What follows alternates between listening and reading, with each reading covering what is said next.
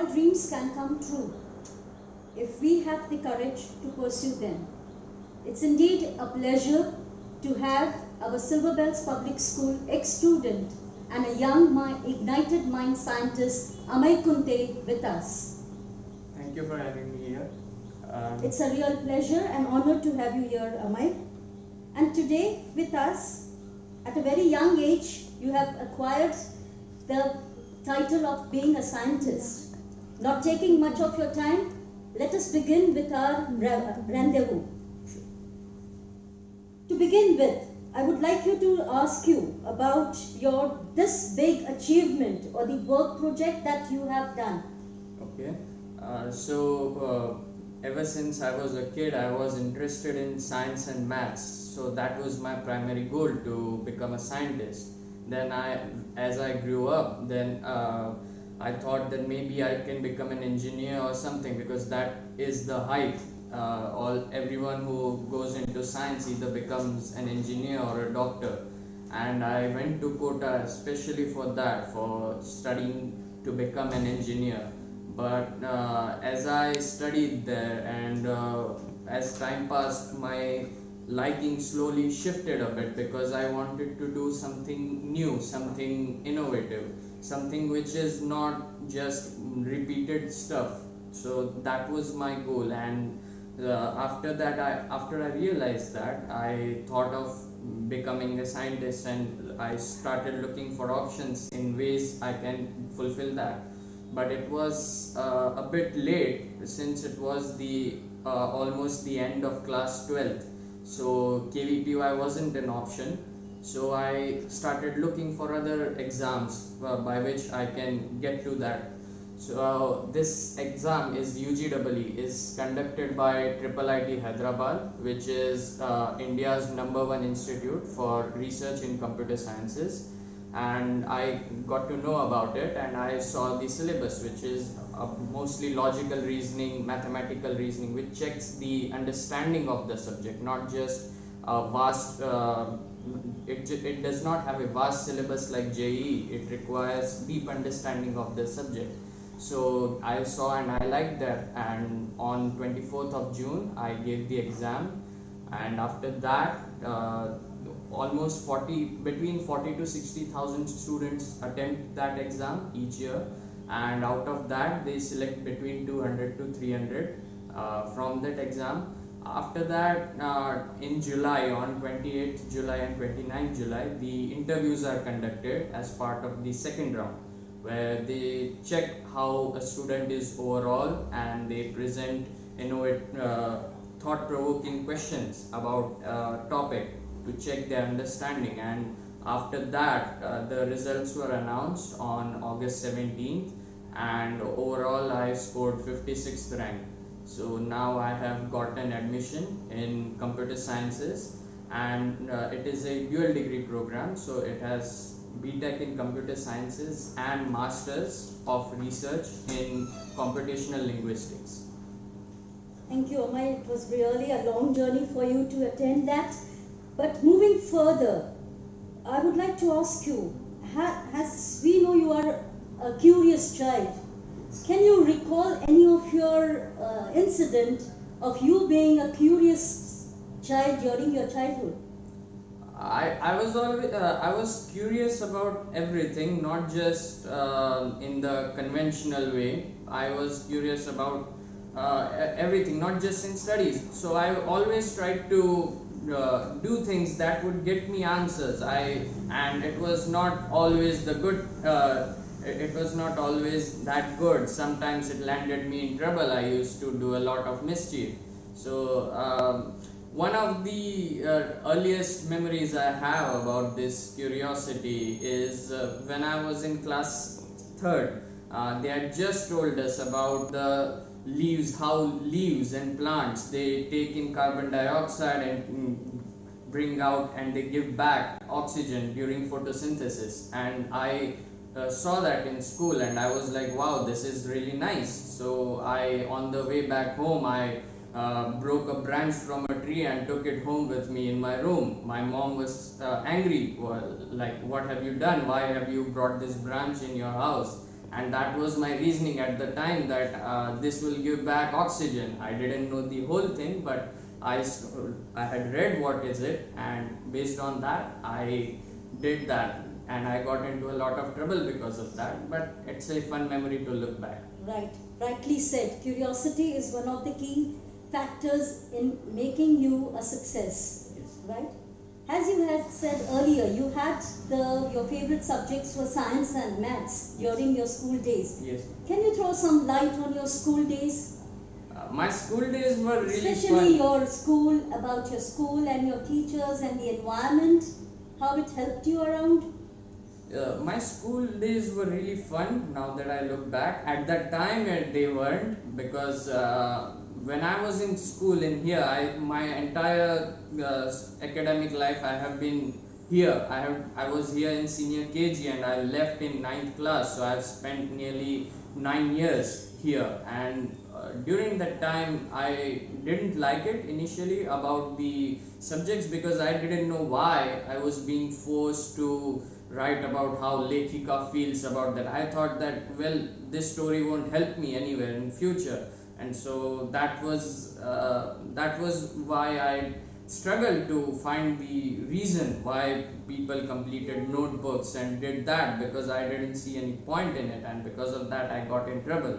But otherwise, maths and science, they were my favorite subjects, so I studied them here. I even brought books from home, because in some periods I would get bored, so I would sit at the back of the class and read my maths and science just for fun, and that also sometimes got me in a little trouble with teachers, but they scolded me, and rightfully, but it was great for me, because I got to know that I truly like and love my subjects, and I want to do that. If I were say an average good student, it wouldn't be wrong, but I wouldn't have known for sure that I actually really loved science and maths.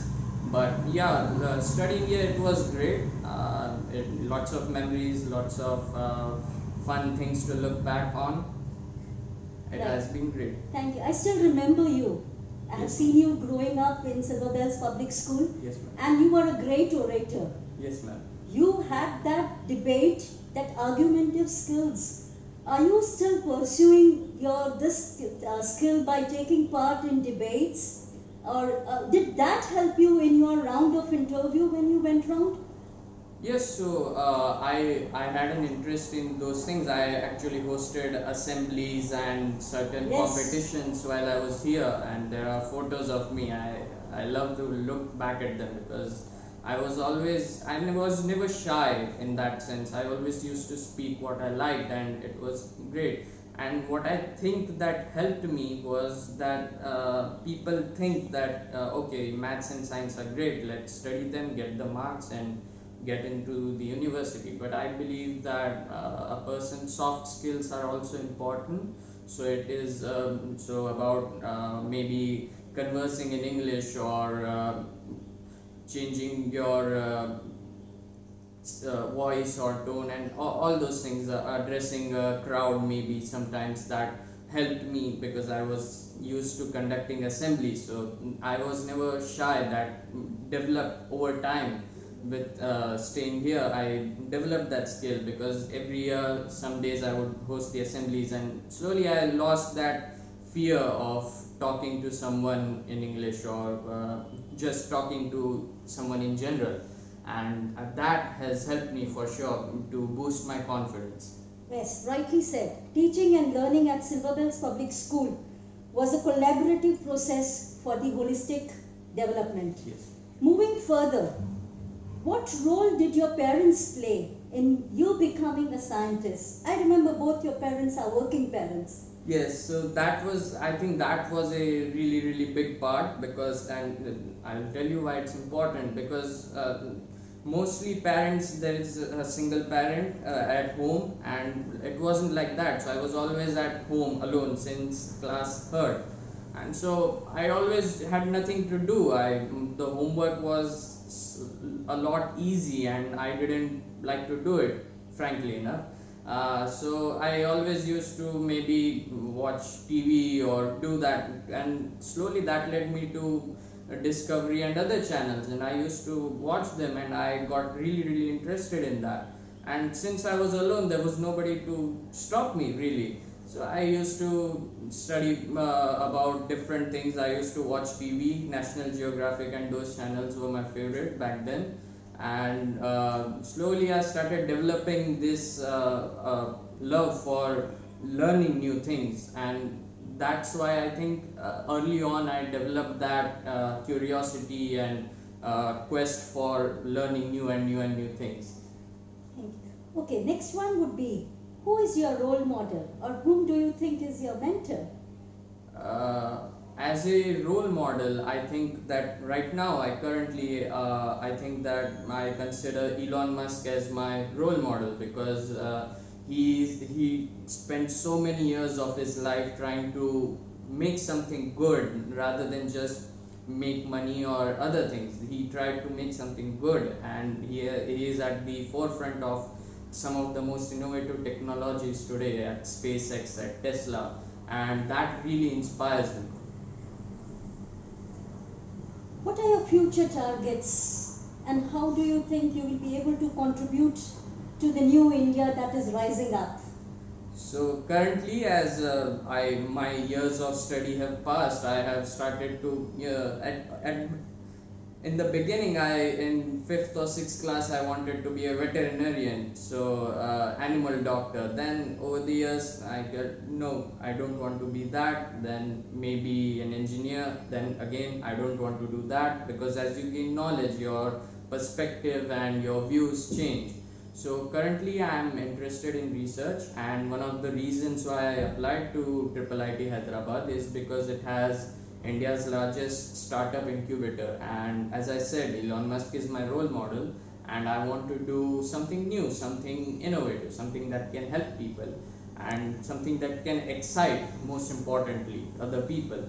And so that is why my goal right now is to learn the basics, learn the skills, get some experience and research, and find something innovative and develop something scalable, and something a bit, not necessarily a business, but something that can help. And that's all I want, something new and That's something new and that's very innovative for you. Yes. Yes. Okay. What educational preparation would you recommend for someone who wants to become a scientist like you? So if the first and most important thing is curiosity. If someone tells you to do something and you don't have a passion for it, or you don't like it, there's nothing wrong in that. If you like say English or Hindi more than maths or science, don't force yourself because someone else said that you are good at this, so you should do that. Don't do that. If you genuinely have a curiosity for science and maths, that is the first criteria. If you have that, okay, then after that, you'll, over the years, you'll know that you actually have it. It's not just because you felt that these chapters were easy. It's a continuous process how you evaluate yourself. So sharing my example, I used to love chemistry when I was in 8th and 9th. I used to love chemistry, but now as I entered 11th and then 12th, I slowly started seeing that, hey, this isn't what I thought it was, and it changed my perspective about it. So first thing is curiosity. Second thing is your view and your perspective. How, if as you read more and more and more and learn more, you start to realize that yes, this is what I like and this is what I don't. So try to ignore what you don't like, not completely, but try to focus more on what you like and see what career options you have. As for the preparation, currently in India, we have JEE, which is in class 12th. At junior levels, we have NTSC in class 10th, and we have KVPY. So if you want to become a scientist, then KVPY is probably the best way for you to become. It's tough, but you have a liking for it, so you'll have an advantage. And if you start late like me, I got my interest in research pretty late, in class 12, at the end of class 12. Then there is always UGEE exam, which I gave. Other than that, there are other ways to, maybe you can develop something. These days there are lots of initiatives by the government and by different organizations to promote young minds, so maybe you can try that way. There are lots of ways. The important part is, do you have the curiosity for it?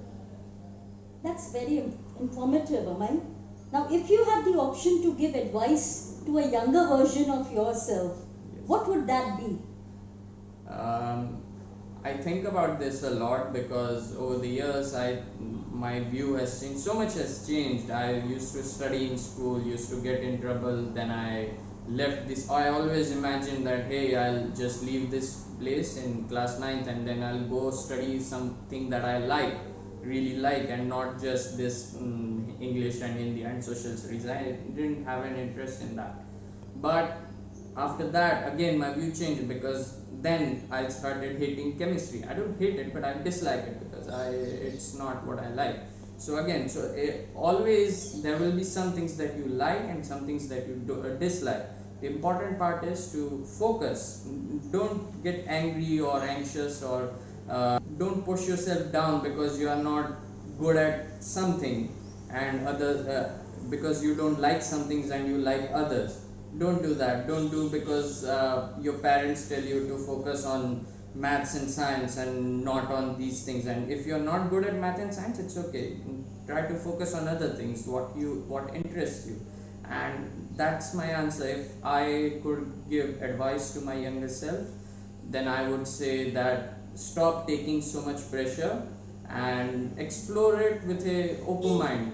Explore everything with an open mind, not just under pressure to score all the time.